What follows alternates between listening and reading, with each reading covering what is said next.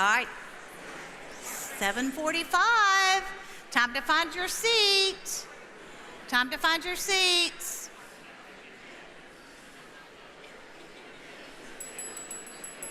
That'll work. Let's call it order. Yeah. Go ahead and start, Patrick. Go ahead and start. Okay. Good morning. Thank you for being here. My name is Patrick Hamilton. I serve as our care pastor as you're making your way to our seats, and we're beginning. So grateful to see everybody networking here. So grateful that Rolling Hills, yet again, is able to host the Mayor's Breakfast. So this is with a lot of gratitude for it. Looking at the news this morning, I'm so grateful. It looks like we did okay through the storms. Nothing too serious. 15 years ago yesterday, I was living in Birmingham, and Alabama had all those tornadoes come through. And I remember having to shelter in our basement with our 3-year-old son and wife, and then seeing pink insulation, this pink stuff raining out of the sky. And our neighbor even finding a t-shirt on a hanger that still had a tag from Old Navy 60 miles away in Tuscaloosa that had been destroyed, and this debris ball just dropping things along the way. So grateful for safety of our community, grateful for networking of our community, and the betterment of it. As we're making our way to our seats here, I want to open us up in a brief prayer to kind of kick off the Mayor's Breakfast, and a prayer of gratitude, of coordination, collaboration, the leadership, and ultimately the leadership that we receive from God, who's over all things. So may we bow our heads and close our eyes as we go before the Lord in prayer and begin our morning. Let us pray. Heavenly Father, we come before you today with hearts full of gratitude for the gift, the many blessings you have poured upon Williamson County. We thank you for the freedoms we cherish and sometimes that we take for granted, and for the opportunity to gather as a community to discuss the future of our home. Thank you for this breakfast. Thank you for this opportunity to network, to collaborate, to plan for the improvement, the betterment of our community and our neighbors. We ask for your wisdom. We ask for your wisdom to be upon Mayor Anderson, Mayor Moore, and each of the candidates gathered here today. We thank you for those who are always willing to serve in leadership. You have acknowledged that the ultimate source of leadership and all of authority comes from you, our good and loving Father. We pray that you would guide our leaders towards truth, their visions and priorities would align with your will. Lord, you have shown us what is good. You have shown us what you require of us. As we seek the future of this county, help us to act justly by strengthening, by caring for the vulnerable neighbors of our community. Help us to love mercy, remembering that as we've been forgiven by you, we must forgive others. And help us to continue to walk humbly with you, constant daily awareness of your presence, of your goodness, of your love, your mercy, all the days of our lives. Bless our students, bless our neighbors, bless our leadership, Lord, as we learn, as we gather today. May everything we do today reflect your glory and your honor, and may it reflect your Son and our Savior, Jesus, in whose name we pray. Amen. God bless. Amen. Great. Thank you so much, Patrick. Hey, Peggy, how are you? How are you? Good? Oh, it's on. It'll turn. Hello. Come on to the center. Get that mic on. There we go. There we go. Good morning. Good morning. How is everybody? How is everybody? Okay, we're going to keep the talking in the back of the room a little lower, please, today. We've got important business. Excuse me. Hey, people in the back of the room. I'm talking to you and hoping that you will not keep talking. We have important business today, and it is serious to the future of our community. So we need to be able to concentrate and hear what our speakers are going to say today. So I'm going to ask you, if you need to have a conversation, maybe out in the hall for the future. So thanks for being here, though. I really do appreciate it. I'm Mindy Tate, CEO of Franklin Tomorrow. And this is Peggy Kidd, our board chair. We are a nonprofit. We've been around over 25 years, and we look forward to engaging the community, fostering collaboration, and advocating for a shared vision for the future of Franklin, that you, the citizens, help us decide what that future is. So we are excited to have you here this morning, and we would love to get started and thank some of our sponsors and partners for what they do. So Peggy? Yeah, Good morning, everybody. I am so looking forward to this morning. I've been waiting to hear the candidates, and I'm going to vote right after this. So I hope y'all have either voted or will vote. But we want to thank our sponsors for Breakfast with the Mayors, and that would be Pinnacle Financial, Gresham Smith, and Ascension St. Thomas. And we're going to listen to a few videos this morning, and we'll start with Gresham Smith. As an architecture, engineering, and design firm, there are two sides to the work we do. The genuine side of building relationships and bettering communities, and the ingenuity side of solving problems and designing the future. It's when we combine our genuine approach with our design ingenuity that we're able to see the whole picture. The intricate details and the broader perspective. The contrast and the complements. The horizontal and the vertical. The people and the process. The two sides that make us whole. Gresham Smith, genuine ingenuity. They will say it's too hard, that it cannot be done. The obstacles are just too great to overcome, to which we will say, we are different. We are children of God, more powerful than we can imagine. We are missionaries, called by God to continue our century-long journey, bringing compassion and hope to those who need it most. We are visionaries, driven by our faith to reimagine the way health and wellness are brought to individuals and communities. The path is narrow, the challenge great, but if it is right, it can and will be done. With God and each other, nothing shall be impossible. Thank you to Ascension St. Thomas for that video, and seems timely as we consider our future of our community. So thank you so much. And finally, we have a video from, well, I have our sustaining partners, Atmos Energy, Pape Dawson, Williamson Health. They are involved in all of our programs and are sustaining partners of our projects. And we have a video from Williamson Health.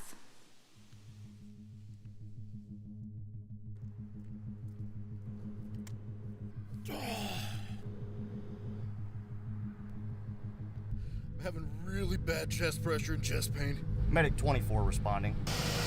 Hey buddy, what's going on? You can stand with me. Do you have any history of heart problems? 0 to 10. Buddy, I'm gonna start an IV on you, okay? 42-year-old male, complaint is chest pain. Got bilateral 18-gauge IVs. I'm gonna transmit you our EKG. We'll be there in about 10. Hey, sir, my name's Cassie. Yes. Sir, can you tell me your name? EKG. Can we get some pain meds? Practice makes perfect. We worked hard with all of our colleagues to try to perfect our craft. We put a lot of time into training and education, and these type simulations just help bring it all together. Obviously, we had a great actor. So door to balloon time is a metric that we measure from when the patient arrives into the emergency room to the time that we're able to get their vessel open. The benchmark standard in the country is 90 minutes, but at Williamson Health, we strive to meet the 60-minute mark. Biggest thing from a patient perspective, especially in the community, if you're experiencing chest pain or anything like that, call 911. They can get those interventions to you, and they can bring basically a mini hospital to you to start some of those interventions so that when you arrive to the facility, we already have all our processes in place and ready to go. We may all wear different names of our departments, but we all work for the same organization, Williamson Health. Thank you to Williamson Health. That's very impressive, and I'm glad we have community partners like Williamson Health supporting us, so thank you.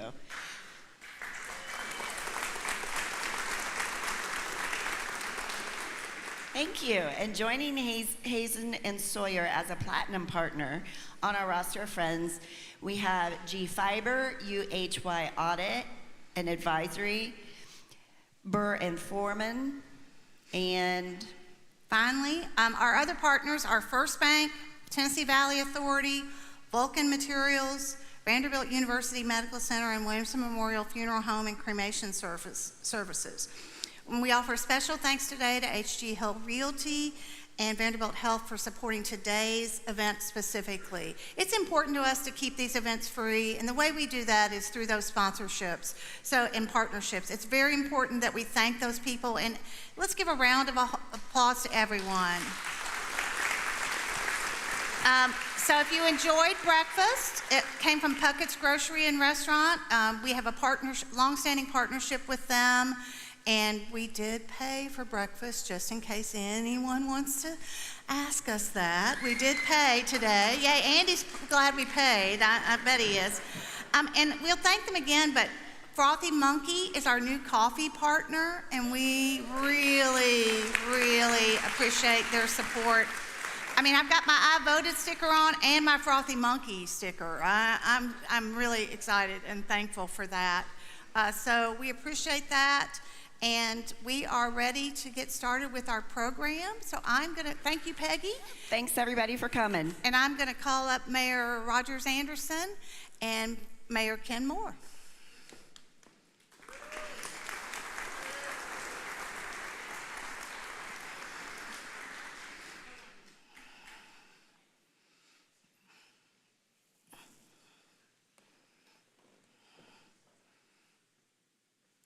Come on, guys. We got to get busy. We're like the people in the back. We're finally here. Rogers is going to start this morning. Yes, right here. There's one for you. Good morning, Sam. Well, good morning. Thank you for allowing us to be here this morning. We do have a few slides that we wanted to present to you, and let me get my notes out here. The first one is, it's on the screen. We'd kind of like to show you what the county has done during the bad weather we had a couple of months back. We were referring to as Fern. You will see that, I can't read that. It's right there. I know, but it's not big enough. No. Can I turn this way, Mindy? You can do whatever you want. It's your stage. It's your stage. So, for a couple of months, in 2025, we did 2,881 total tons of debris. And just in the 60 days through 2026, we've already done 15,000 tons. That just shows you what the men and women are doing out there to help our community. The next slide. You got the clicker too. That doesn't mean anything. This is fairly fresh off the press. I would appreciate you all making note of this, that the SBA, which is the United States Small Business Administration, will be in Williamson County over the next 30 to 60 days. We're going to set up in our rec center at Franklin and in Fairview, and this is for you as individuals or as businesses to be able to look and take advantage of some low interest loans that are made available through the SBA. I would encourage you to do that, whether you have had individual home losses, if you're a farmer, you lost some of your livestock, whatever that happens to be. I would encourage you to take advantage of that. At the same time the SBA is going on, FEMA is also going to be in the area doing the assessments. Now, the difference between the two, FEMA is more of a grant-based financial program, and the SBA is more about low interest loans. You do have to qualify for them. There's some paperwork to fill out, but they will have individuals from these different organizations located. You'll see more about it, but all this has really come about since last week. Next slide, please. The other one, I want to steal the glory before Ken gets up here. Ken and I poke fun at each other and have for many, many years. And I've enjoyed working alongside of him. And one of the things that all of the mayors, the 6 mayors, and all of Middle Tennessee, is we've had a really hard press with TDOT to get some programs back on their road programs so that we can have a better way of getting to and from work or just moving about. And you will see that on the next 10-year plan, it was added back in, it was actually taken off. We're going to see a widening on I-65 from Saturn Parkway up to the interchange at I-65. So the preliminary engineering will actually start this year to be able to move forward with this road improvement as we continue to move on and try to help with the traffic. So I applaud Ken, who is the chairman of the Mayor's Caucus. Has done a great job, but this came through a lot of politicking. It's a good word to use this morning for our county as we continue to push forward. Next slide, please. This one I'm extremely proud about, and I want to say thank you to the Rotary clubs that have been involved in making this possible. You will notice that in the upper slide is all-terrain wheelchair that will be located at our Peacock Hill location. So our men and women, youth that do not have the opportunity to be able to present themselves in the woods like you and I would be walking, through the efforts of the Williams County Library Foundation, Franklin Noon, Franklin Breakfast Rotary, Brentwood Rotary, J.L. Clay Foundation, and Pam Lewis. We will have these all-terrain wheelchairs to be able to put in our parks. And this is a huge step for our county park system. The state parks do have some of these. They're not cheap. So if you have an individual firm or business, or just you as an individual would like to participate in this, feel free to reach out to me or someone else. And finally, the Williams County Fair is coming up, first weekend in August, and like we always do, we need volunteers. This is our theme this year. It's American is apple pie, and I am so thankful that we're over 20 years working this fair. Many of you remember when we brought it back 20 plus years ago. It had been an exodus for 54 years and came back. So it's a great effort on the nearly 1,500 volunteers we have, but we can always use more. Thank you, committee. And this clicker.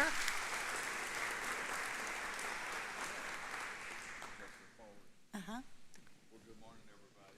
Oh, yep. Are you on? Hello. Good morning, everybody. How's that? Hey, have we got any elected officials here this morning or candidates for office? Stand up. You need a round of applause.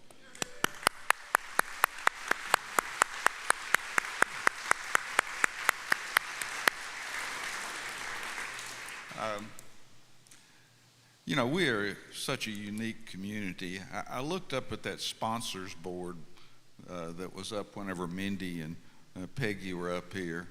Unbelievable support in our community for the things that go on, the people that contribute so much. I mean, we're just the most giving community ever. But, you know, I've got to tell you, I've got some great concerns right now. There's, you know, the shooting at the National Press Club dinner, a lot of the rancor that we've heard lately.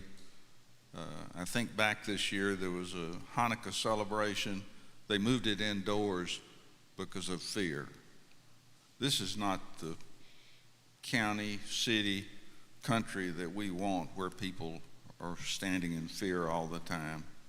I read this morning that we're at a 30-year high of anti-government. Wow. So that leads me into talking about next week, May the 6th. A number of years ago, Dr. Kenneth Hill and I formed a nonprofit called Unite Williamson, helping people understand who their neighbors were. It's an interfaith organization with many different faiths and many different nationalities that are members of this. And with the concern that we had, we're looking for a way to get started as far as understanding each other better. So we have Dr. Terrence Schofield, who's a specialist in conflict resolution, that's going to be at Columbia State on next Wednesday the 6th at 7:30 to 9, free event. Ask you to register so we can have breakfast for you. Who's going to challenge us as far as how we can start to work out of this challenging time that we're in, where there's so much rancor and distrust going on. Next slide. Which one's next? State of the City. Oh, yeah. May the 20th. I'm not going to talk about what we've accomplished, because May the 20th, we're going to talk about have a checkup in Franklin. The doctor is in. So staff and I are working right now on creating a presentation to talk about a lot of the accomplishments of the city over the past year, and that's one of the requirements in the charter of our city, that I give an annual report. So May the 20th, it'll be in this same room, 7:30 in the morning. And then lastly, you're going to start to see some, is the next slide on? Yeah, there we go.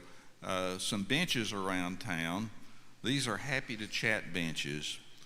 Find Hope Franklin has been working for 5 or 6 months now on an initiative that'll be kicked off in June. It's Franklin Connects. It's a campaign to end loneliness in our community among teens, veterans, and adults. And one of the things that we're doing is working to create places where people can come together and chat. So this bench happens to be at the Refuge Center for Counseling, but you'll see some others. We received these through a grant, and we'll also be working with another grant to add some of these to our parks. So those are my highlights this morning. May the 6th, May the 20th, and then June 9th will be the kickoff of this. So put those on your calendar, and just thanks for coming this morning, and I look forward to the debate this morning and the questions. Thank you so much. Thank you to these mayors. Let's thank them as they leave the stage. And I had it in big bold print here on my notes to recognize 2 of our members of our Youth Advisory Council, Sophia Bailey and Owen Johnson. Yeah, there they are.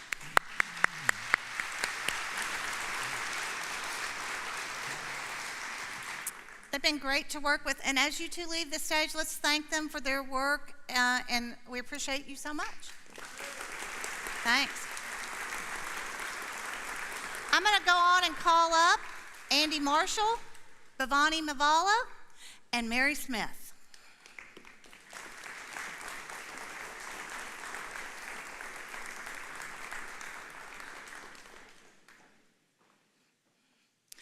Good morning.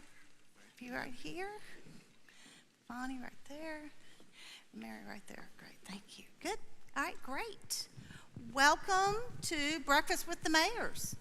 I can go on and give you all the dates later in the year, so everybody has them. The one that whoever is elected mayor, we hope they'll be with us at the end of October. The last Tuesday in October will be our Breakfast with the Mayors, since we do this quarterly. I want to let everybody in the audience know that they each are going to be offered a 3-minute opening statement, and Bhavani has some slides. You have those will be put up when you speak. But 3-minute opening statement, each response will be 1.5 minutes, and then you'll have a closing statement of 1 minute. And we have timekeeper extraordinaire Peg McCree from the League of Women Voters of Williamson County here in the front row. Peg is a great timekeeper, and we appreciate her being here. But we're going to start with those opening statements and rotate alphabetically as we move forward. So Andy Marshall, 3 minutes. Tell us a little about you and why you want to be the next mayor of Williamson County. Thank you, Mindy.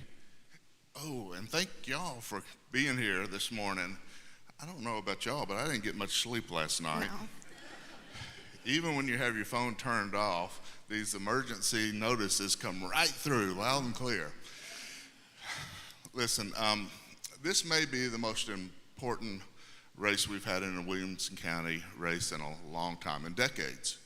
We've had a mayor that has served us well for 24 years. And before him, we had good, solid mayors that led our county to be a place where we all wanted to raise our families and even move here. So when we look forward to having to elect the next mayor, we need to be choosing somebody that has thrived under those leaderships. I've raised my family here. I was raised here. My grandchildren are being raised here now. And all that matters to me. I've been highly invested in this community by running businesses. I've owned my first business at age 26. I now own Puckett's Restaurants, which started as 2 gas pumps in a small little market in Leapers Fork, now to 11 restaurants and 550 employees. So I know how to build people, I know how to build businesses, and the county mayor's job is being a CEO. I have literally been a CEO since I was 26 years old, making decisions that build companies, build people, build community. So I look forward to the opportunity to take those talents into the next level of service for me, which be your next Williamson County mayor. So please consider the vote. If you hadn't voted yet, know that it's important. I think yesterday we just topped 5% of registered voters voting in early voting. Shocking. Folks, we are Williamson County. We should do better than that. Amen. Thank you. So exercise your rights. I encourage you to be informed, not through Facebook, not through neighborhood app, but be informed based off of going and doing your own research. Go to our websites, go Google us, see what our accomplishments are, and see who's best prepared. God bless you all. God bless Williamson County.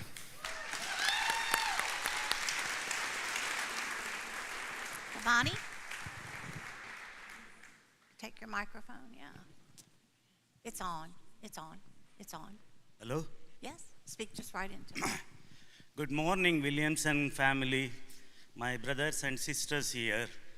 And I can tell you that no one loves Williamson more than me. It's always me, and I love you, and I know that you love me. I am here today, able to stand here because of Franklin Tomorrow and Windy Tate and Pastor Brian, who prayed for me 3 weeks back, and Pastor Chris, and all my fellow Rotarians who sent a lot of blessings and prayers to me. So that's the reason I am here.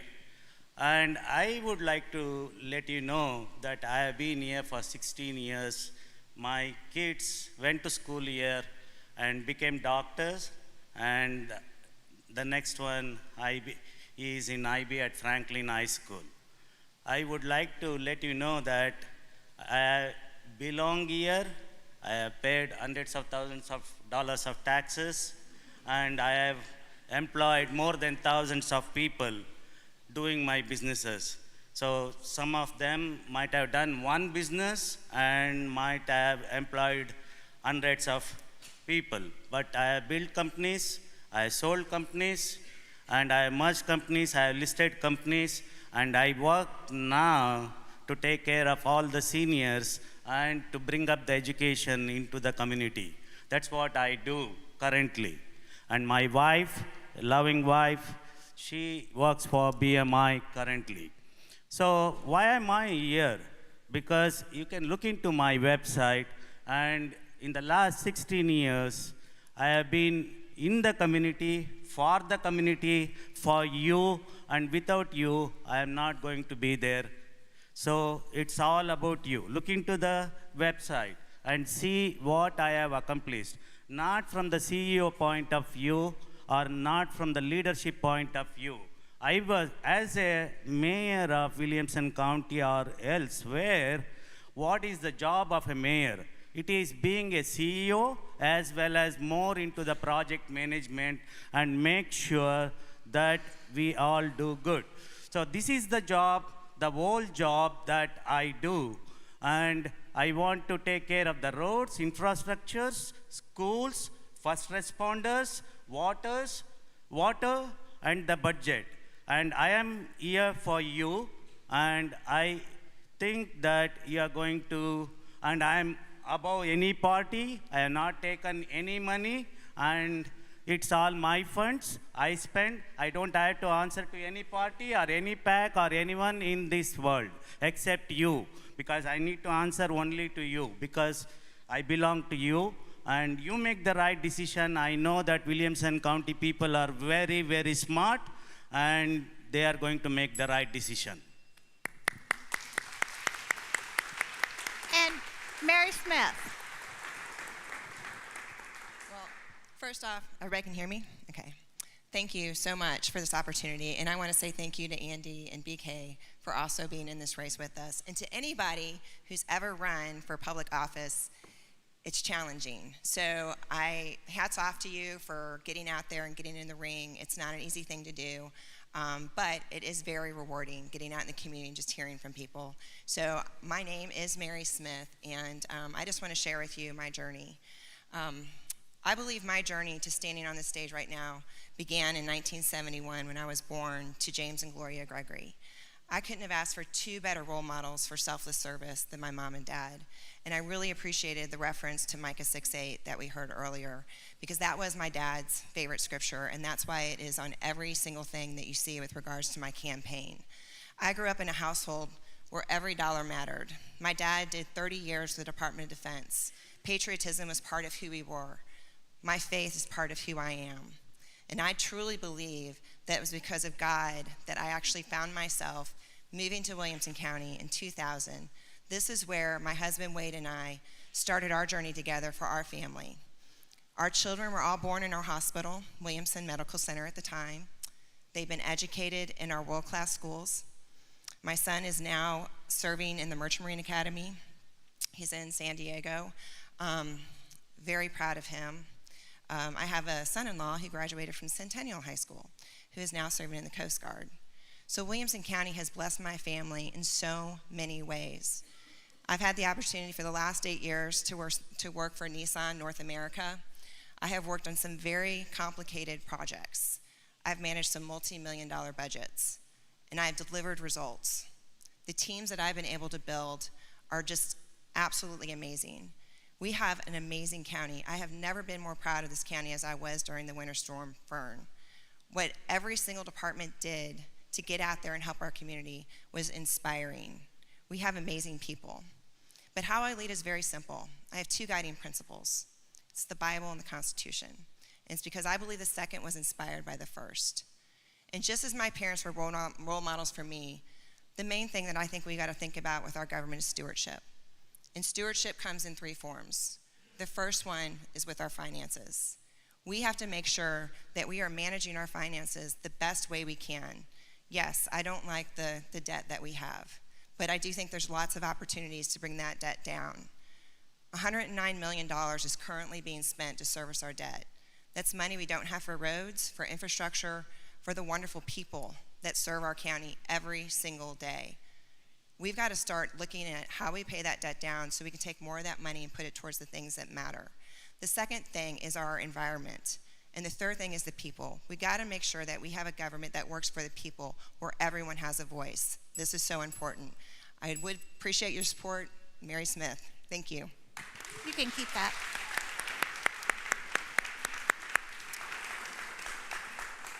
So we mentioned it.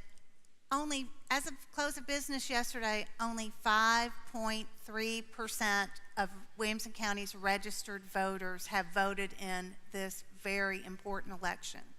It's not only county mayor, it's the entire 24-member county commission, half of the school board, many of the clerk and operational offices of Williamson County government. And I guess I want to ask you, is it disheartening to see only 5.3% of the people have voted in a race that's so important, and that you three have dedicated so much of your time to? And how would you bring people together for after this election and moving forward? So I'll start with you, Andy. So to say it's disheartening, I think would be maybe an overstatement, but it is concerning, right? It's an opportunity that we have to select our next county mayor, our commissioners that will work with that county mayor, and school board, which affect so much of our school. You know, the county's responsible for providing a budget. The mayor will set the budget. The county commissioners will then discuss and decide on that budget, and then the school board will execute that budget. So all these positions are very important. Just encourage you to get out and vote and get your neighbors to vote. And if you've got a wagon, load up the wagon and bring them to vote. It matters. It really does matter. So to say disheartening, no. We're just running a race and running it hard and getting our message out there. That's what we're focused on. And now we're trying just to encourage people to vote. BK, any thoughts on the turnout? Yeah, we have seen this several times, right? But I am very positive and I am very motivated. People are thinking whether Mary Smith is the better candidate or Andy, who belong to a party or an organization, or it's an independent candidate who is better than someone else, right? And I have always seen this in Williamson County. Probably when the day comes, they all come up. As I mentioned, Williamson County are the smartest people. We need to do more social media. We need to do more talking, more communication. I think we have the best Williamson County Election Commission. We have the best mayors in the city. We have best commissioners in the town and in the community. When we all come together, there is nothing, sky is not the limit. I think we will do better than 60% or 70% when it comes to the finals. Come on, cheer up and go to the vote and do it. It's your right, it's your job. Thank you. Mary. Yeah, I mean, I do think that it's really important to educate people on how important local politics are. One of the first things I did when I got on the county commission is I spent the first year I created a newsletter. So I send a newsletter out once a month to subscribers, just explaining to them all the business that the county is actually responsible for.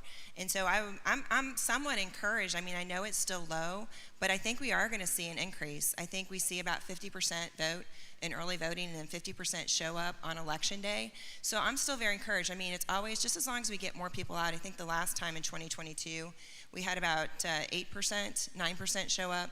I'm very hopeful that we're going to see closer to 12%, which is a good sign. And, you know, I've been out in the community. I think I've done up to 43 meet and greets, and I think the thing that's most encouraging about these meet and greets is all of the new people that are showing up who've never been involved before, who are now starting to understand what county government is important. It touches your everyday life. If your kids go to our schools, if you drive on our roads, if you pay your taxes, all of that touches your lives, and I think it's just really important that people get out there and realize that this election it's a turning point for us. So we've got to make sure we get out and educate people and use every single communication channel we can to ensure that people will understand when to vote, and that it's a primary, and that there's a general. There's just all these things we got to educate folks on. Yes, and so we'll be showing you some voter resources. You can find those at Williamson County Chamber, at williamsonchamber.com/vote.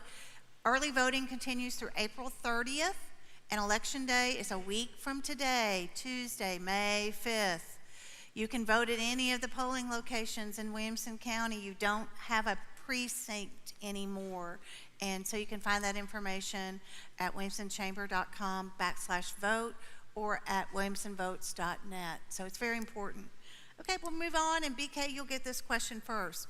Approximately 73% of the residents of the county live in the cities of the county. How do you balance the needs of those citizens with the needs of the rural residents?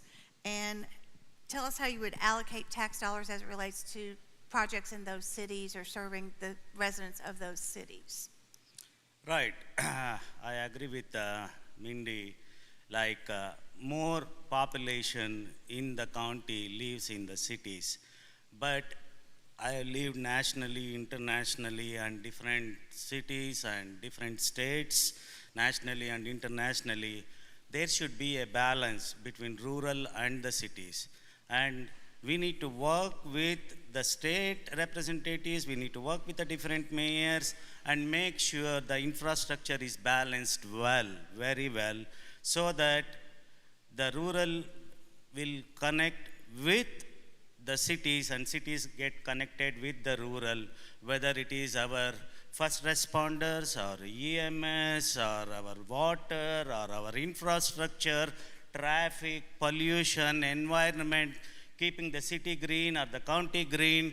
So it's all about connectivity. It's all about thinking in the minds and bringing together the rural and the cities and making sure the budget is allocated in such a way that it is balanced to everyone, because everyone is having the right in this county to live, have better infrastructure, better EMS, better responders, everything. So we need to work together to get there. Mary?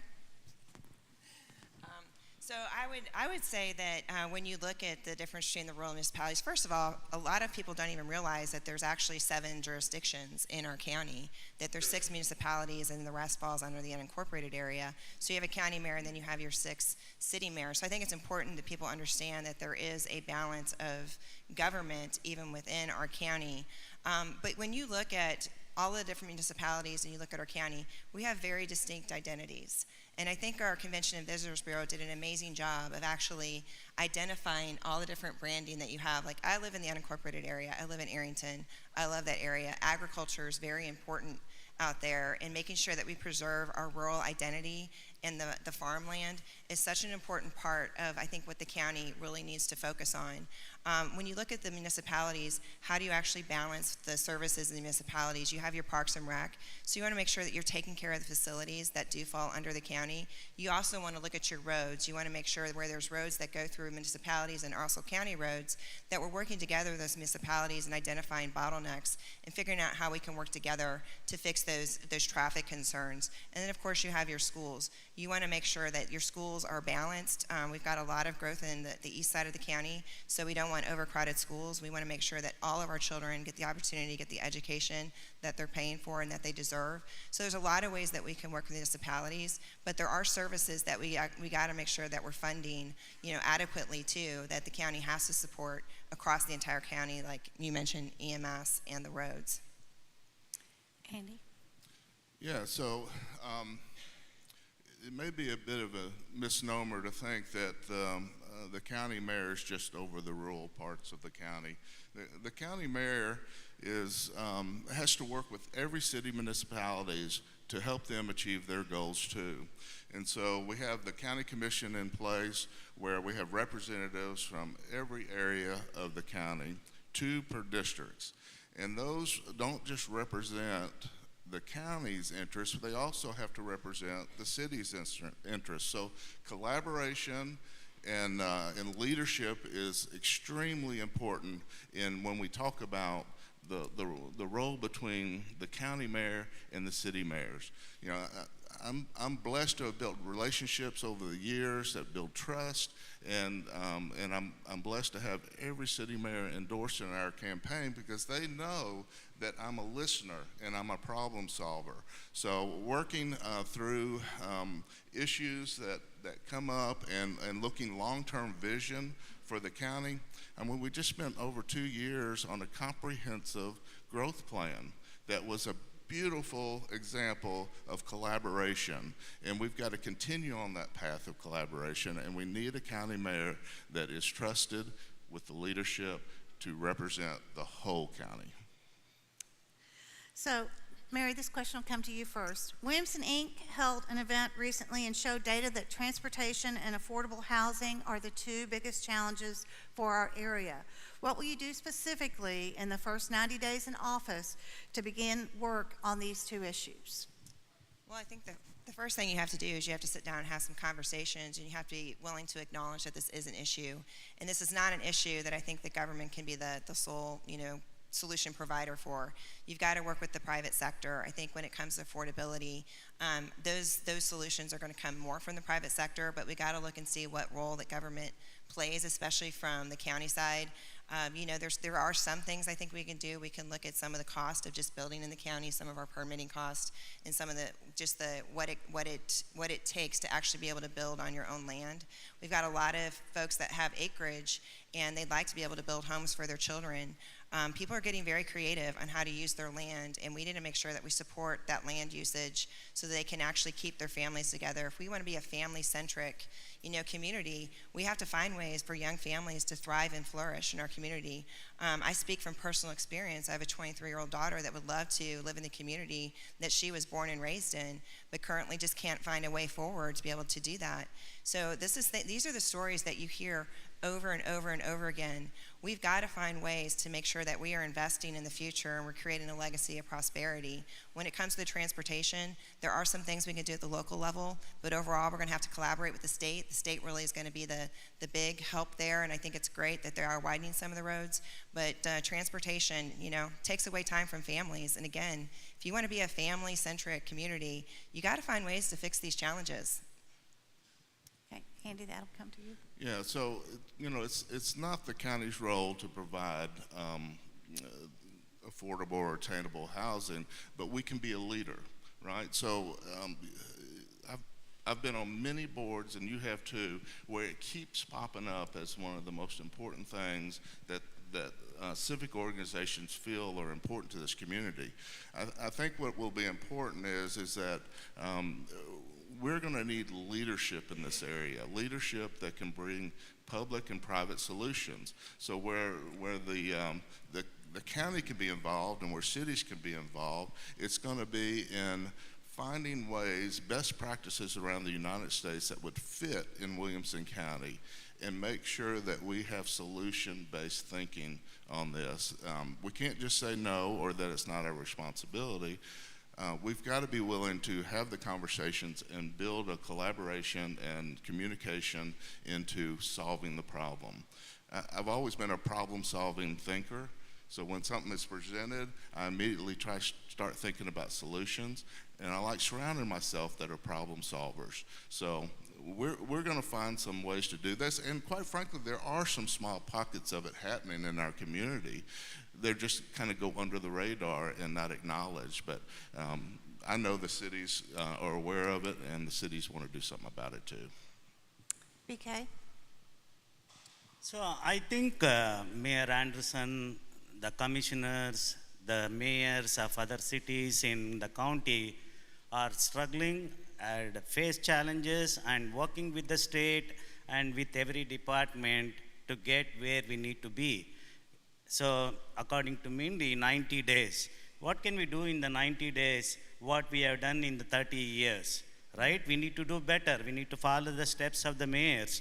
So I think there are two things that she was mentioning. One is the transportation. The other one is about affordable housing. So the affordable housing comes into the picture where it can be, like how I mentioned, I am the servant of you.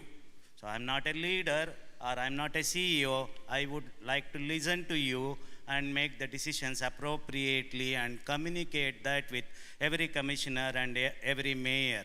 If the city needs it, if the county needs it, yes, we all will work towards that, towards the transportation and the affordable housing. So the affordable housing, it's not only the government, it's not only the public, it's also the private partnership and the willingness of people, what they want in this county, what is better for this county. That is what we need to look from the servant point of view. And from the transportation point of view, we need to see how to build more infrastructure, how to automatically mechanize, electronically mechanize, use the artificial intelligence, and see how we can get where we have to be. Great, thank you. So this question I think goes to Andy first. What is your philosophy on growth in the county and its municipalities? Do you support directing growth towards the municipalities to preserve the rural nature of Williamson County? Well, the short answer is yes. It may be a little more complicated than a short answer, but we do need to encourage growth where the infrastructure is already in place. It makes sense where the schools are, where the roads can handle it, where we have water and sewer already in place. That will give us a chance to get ahead of other infrastructure needs that we have. We're $5 billion behind on infrastructure needs in Williamson County. We presented them and we're waiting. Now we've got to have time to catch up on some of those. So to encourage growth in the cities is a strategy that came about when they put in the 5 acres in the rural area. And quite frankly, growth came so quick, I'm not sure that it really achieved what it wanted to achieve to begin with. Growth has come to the rural and to the cities, but it's starting to settle down a little bit. So now we can start working a little closer on making sure this comprehensive growth plan is exercised and gives it a chance to work. Great. BK? So if you look into the statistics of the country and where Williamson County stands, we are in the top 10.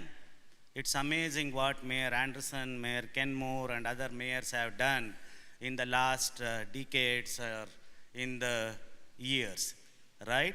And you also look into the progress can't be made in days. It takes time, and it's the willingness of the people. Based on whatever is happening in the county for the last 3-4 years after the COVID, we are seeing more population. So we need more infrastructure. So can we balance the infrastructure without impacting our schools, without our bond rating, without impacting our seniors, and keeping up our tradition, keeping up our open space? That is what we need to look at it, and how we are going to balance the budget. How we are not going to increase the taxes in the county. How we are going to support the seniors. How we are going to support the school system. Have the EMS, responders, all the people who serve for us, and we need to serve for them. Thinking that in mind, I think infrastructure we need to improve, improvise, and better. With also, we need to make sure that we reduce the debt and without increasing the taxes and bringing additional revenues without impacting the normal citizens. How we can do it with every company. I have my own BK. That's okay.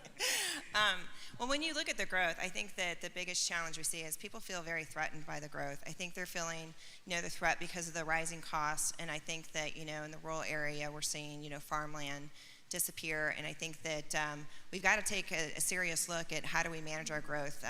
We can show that growth has not been paying for itself. We can see that with our taxes have gone up, the debt's gone up, and so, having growth in the municipalities does make more sense. The infrastructure is there, but I think we have to start looking better at the numbers.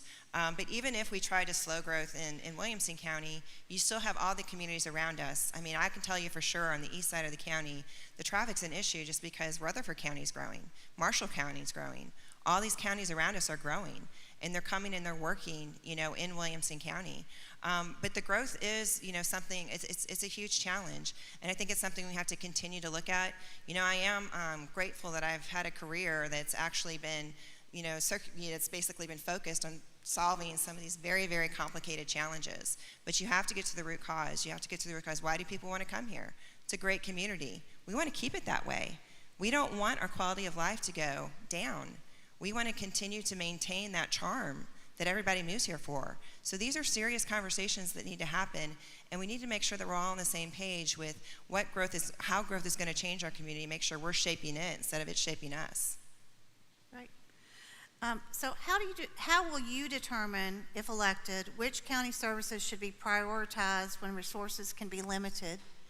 And what role does access to information, education, and community spaces play in those decisions? So BK, how will you determine which county services should be prioritized when resources can be limited? So I think the emergency services, the sanitation, the water, the infrastructure, and our first responders, our teachers, these are all very important for the basic living of any county or any country or any state. So I am going to make sure that we are not going to compromise on any of the basic essential emergency services in this county. And we will make sure that every student will be excelling, and we provide excellent support through our commissioners and our city, and whatever we need to do with the state or with the federal, we are going to provide the best that we need to do for the basic essential services for this county. And as I mentioned, I want to listen to you. I will listen to you. I am one among you. So it's not the question of you are a mayor or you are in a superpower or whatever it is. I am one among you. Come on, we all can do it together and we will get there. Thank you. When it comes to the priorities, I think you got to look at public safety first. So public safety, that to me, that includes your roads, that includes your first responders, all your emergency services are part of public safety. So you got to make sure that those areas are well funded, because you want safe roads, you want safe streets, you want safe neighborhoods. But you also have to look at the foundation of why people move here. We moved here because of our schools. So we got to make sure that the public schools are taken care of, that we're focusing the right investment there, but we also got to, look at what some of the state requires of us with regards to our schools. We've got a lot of unfunded mandates, so a lot of those mandates that are coming to us at the school level, we got to figure out, what do our schools really need? We have amazing parents. We have a very, very generous community, and they provide a lot of assistance to our schools. I think last year, it was $14 million was actually donated to our schools. So we are very blessed, from that standpoint.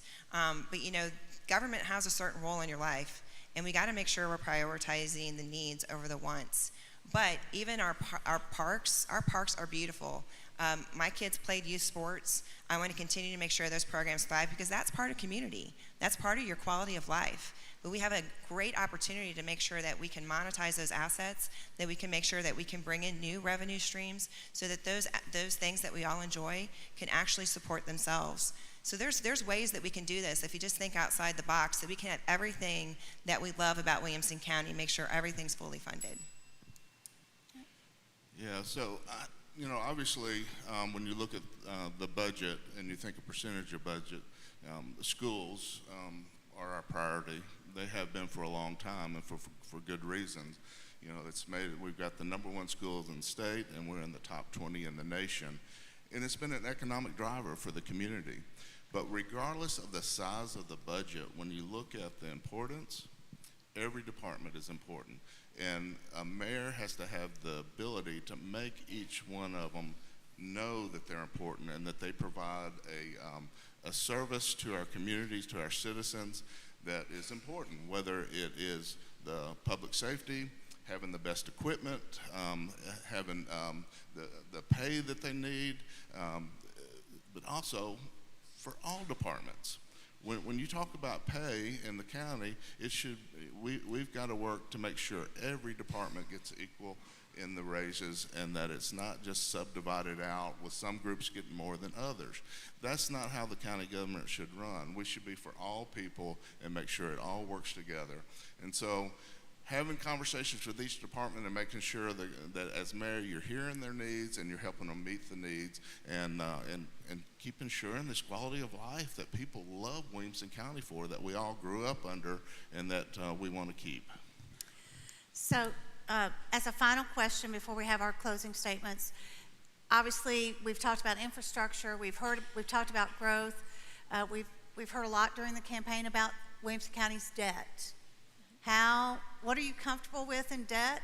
How will you handle that as we continue to have needs that need to be funded through bond and issuance? How will you all move forward? How would you as mayor move forward in controlling the debt and looking at it as we improve infrastructure? And I think that comes to you. Is it back to me? Okay. So is it? No, it's Mary. Yeah. Sorry. I got confused. That's okay. That's okay. So yeah, as I mentioned earlier, I said, it's great that we have a triple bond rating, so that when we need to actually borrow money, we can do it at a low interest rate. But I wouldn't call debt ever good debt. I would call it necessary debt. I think that there is times that you have to take out debt to take care of the capital projects. But I think, when you look at the debt, it's the amount that we're spending on the debt service. It's the $109 million. So I think some of the things that we need to do is we need to look at some of our contracts. We need to make sure that we're paying the right amount for some of the services that are being provided to us. I think that we also need to, possibly even audit some of our departments. We've grown so fast, and I don't know about you, sometimes when you grow fast, you make decisions that are very reactive.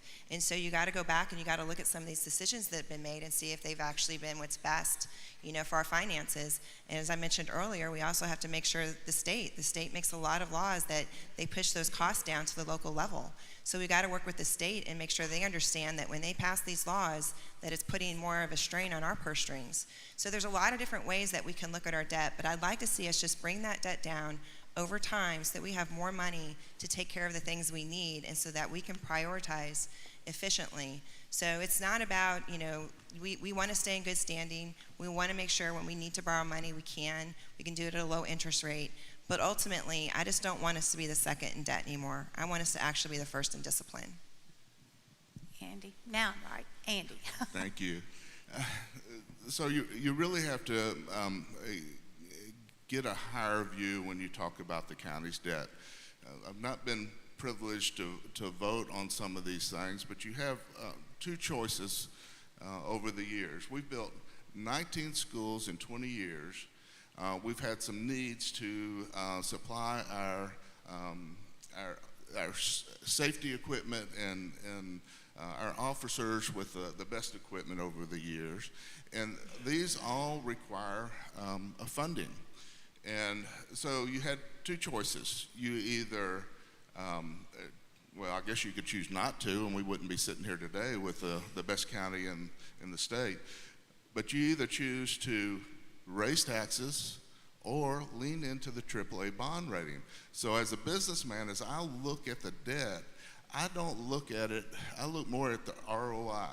The ROI has built great schools, has given a safe community, and has allowed us to lead the state in the economics. I mean, we are so important to the rest of the state, and we need to maintain that. Choosing to do it through AAA bond rating was just smart. It's smart business. Now, the debt is going to be reduced over the next 5 years. A third of it goes away because we're paying down, because they took 40-year bonds and financed them at 20 years. That is smart and responsible. Let's continue that. Let's go back to history for thousands of years. Is there a country or a state or a county where without any debt it can make a progress? And if you look at Williamson County, we have done an excellent job. As Andy mentioned, 19 schools. But for what? We have this population. We need to meet the growth, right? And again, even though it is alarming that we have $1+ billion of debt, we need to look into the positive thing. What is that we are providing to every citizen of this county? What does the county citizen deserve, right? And it's, even though there is debt, we need to see how to increase the revenues of the county rather than getting only alarmed. We need to be positive. There are several ways how we can increase the revenues, how we can increase the taxes, not impacting a citizen, but we can work with different companies that makes a lot of money here, pays less taxes. There are a lot of other business establishments, they make a lot of money, and we can look into those aspects. I know it's alarming that we have debt, but there is no progress without a debt. So think we need to balance the progress, we need to balance the debt, and we need to increase the revenues. We need to provide all the basic essentials to the citizen, what they deserve, what they pay here. Great. All right. Everybody's had that one. We're good. So we're going to go to the closing statements, and these are 1 minute in length. But before we do that, please thank these people for putting themselves forward.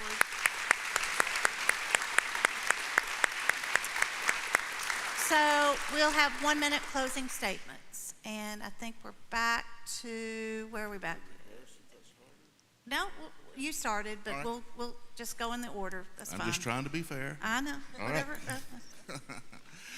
Well, first of all, thank you for being here. And in 1 minute, it doesn't give you a lot of time, but in this, some of these questions lead to leadership and what's important.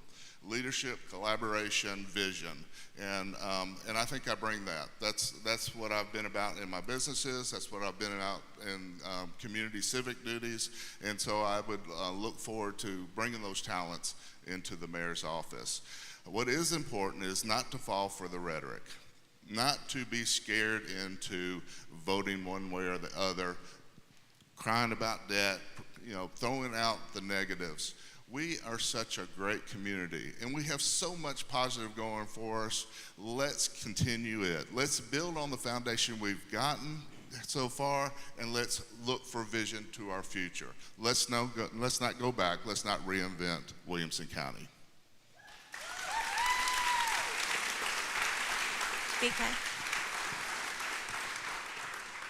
Again, I would like to extend my thanks to everyone who are here and who provided this opportunity to me.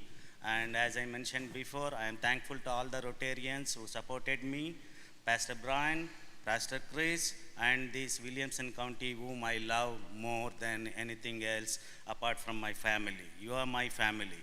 Again, as I mentioned, I am an independent candidate.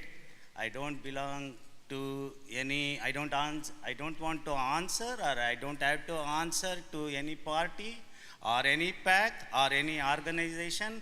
The only person that I need to answer is to you. So whatever you say, I am not a leader, but I want to be one of you. So I am a servant of you. So please think, you are all smart. Make sure that you do the right job, and I am sure that you do the right job because you love your kids, your family, your Williamson County, and make sure that we are in the top 10. Let's go to top 5.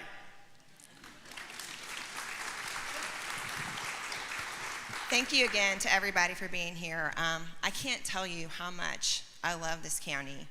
This county has provided so many opportunities to me and my family. My one goal is to make sure that we preserve and protect this community, and then it provides those same opportunities to future generations. I have the skills. I know I have the skills. I built some amazing teams. The last 4 years on the county commission has given me the opportunity to get out there, understand the challenges, understand the solutions, and being able to ready to lead on day one. We don't have time for on-the-job training. We need somebody who can hit the ground running. I know I can do that. We have great people that work in our county. I've had the pleasure of talking to so many of our department heads, working already with elected officials to basically make a path forward. Yes, we have challenges. We have the debt. We have a fire department that we need to think about. We have so many things that we need to do, but with every challenge comes opportunities, and I am focused on those opportunities. Williamson County deserves a mayor that knows how to keep the charm without selling the farm. Thank you so much. Thank you to all these candidates. We really appreciate it.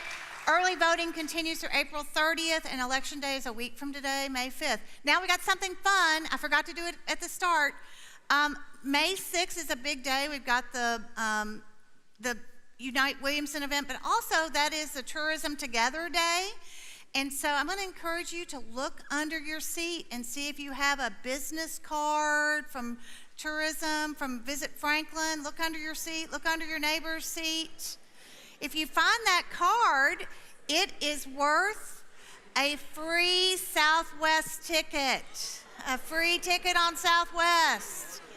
Yeah, darn, there's not one up here, but free ticket on Southwest. Okay, I haven't seen anybody surfing on the floor yet. Oh, there's one back there. We've seen one, there are two. There's another one somewhere, so I'm gonna get you to continue to look for that, and you can see Heather Dolschel at the Visit Franklin booth. Okay, just to wrap back up, we're gonna move forward with our slides. Upcoming events for Franklin tomorrow. We've got our Breakfast with the Mayors on July 28th, October 27th, and the Courageous Conversations. Please go vote. One of the reasons we want to encourage you to vote is we've been participating in the Healthy Democracy Project, And Franklin was selected as one of 20 finalists in the All-America City competition, and we'll be competing for that this summer. So thank you. Remember, the polls are open. You can go vote on Downs Boulevard or wherever you would like to, but thank you so much, and we look forward to having you next time. Okay, great. We're going to get a picture. We're going to get a picture.